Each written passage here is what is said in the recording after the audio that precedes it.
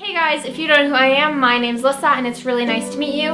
I've already done my Australia FAQ tips video, so now I'm going to do my New Zealand one. If I don't answer any of your questions, please comment below and I'll answer them to the best of my abilities.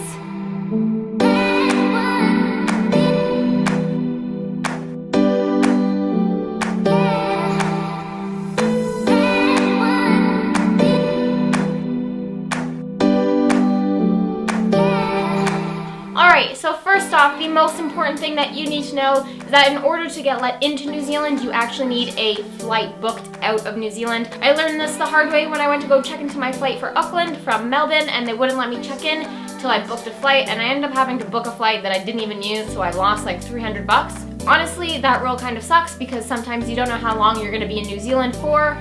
You can't be there for more than 3 months with that type of visa. Yeah, make sure you have a flight booked out of New Zealand. Next most important thing I want to talk about is transit. Transit kind of sucks in New Zealand. It wasn't the easiest place to backpack, but you do have a few options. One, you can rent a car or a camper van. It's not the cheapest, but if it's split between friends or a group of friends, then it actually does work out pretty well because you have a lot of freedom. If you want to backpack New Zealand by yourself, it's not impossible. There are safe options. One of those is a tour bus like Kiwi Experience. I didn't do the Kiwi Experience except a one-day trip to Milford Sound, but my friend Sarah did Kiwi Experience and she said she would definitely recommend it, especially for people who are going for about a month. She says it's great for making a big group of friends and partying with them for a week or two. And also, you can hitchhike in New Zealand. It is legal in New Zealand, and it is actually pretty safe in New Zealand because most people are travelers, especially on the South Island. North Island is a little bit more unsafe for hitchhiking, but we did pick up a few hitchhikers. On the South Island, I actually hitchhiked one day. I had to get from Queenstown to Christchurch, and I literally stood on the side of the road and put my thumb out. It was a neat experience. I gone to 3 different people's cars. Remember, also flights within the country aren't that expensive. And to get from the North to the South Island or vice versa, you can take a ferry. Okay, I'm not gonna go through every single stop that I did. I may put that in the description box, but I kind of forget all the tiny little towns. South Island is definitely nicer than the North Island. It's more picturesque. You have to go to Queenstown, New Zealand if you make it to New Zealand. It is like summer camp for adults. There's so much stuff you could do. You can skydive, you can paraglide, you can zip line, you can bungee jump. There's so much to do there and it's absolutely beautiful. The vibes are incredible, just hanging out on the beach, having beers in the evening with so many cool people around. One place that I was not thrilled of was Auckland. It was probably my least favorite city that I've ever been to in my life. I found nothing special about it. I found Christchurch to be actually a pretty neat city.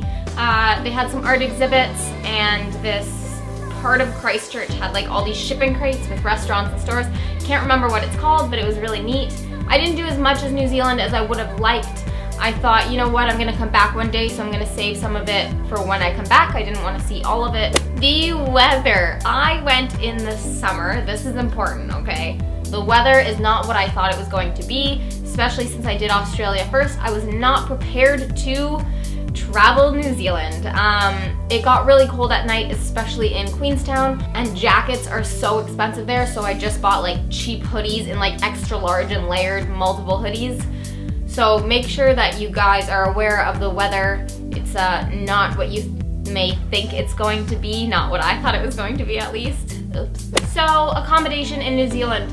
It's really popular to camp. If you have a camper van or you bring a tent, you will be driving along and see signs of campgrounds where it's either free or only like $5 a person, and you can just pitch a tent for the night. There's a couple apps that you can download maps for specific parts of New Zealand that show where the campgrounds are and how much they are, if they have showers, etc. One of them is Official Camping NZ.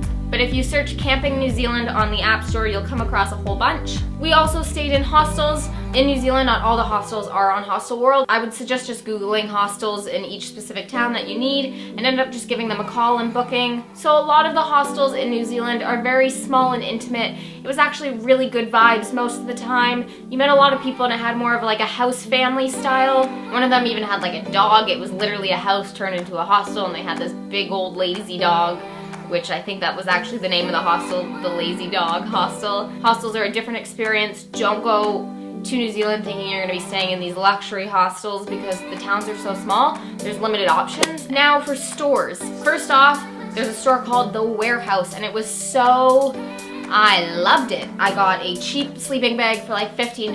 I got a sleeping mat for like $10. That's where I got like my $10 hoodies. Pretty much anything that you need to camp in New Zealand, they will have there. When it comes to grocery stores, there's three main ones. There's Pack and Save, there's New World, and there's Countdown. Countdown is what Woolworths is in Australia. I loved Pack and Save. If you have a choice, go to Pack and Save.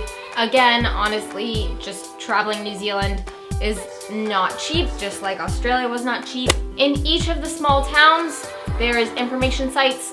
You can just go in and ask any questions you have. They'll give you maps and point out different things to do in the area. Also, if bugs bother you, like I react so badly to bug bites, there's these things called sandflies, and I didn't know of their existence until I was covered in their bites and I thought they were mosquito bites, and I'm like, wait a minute, it's been like 2 weeks and I still have these bites, what's going on?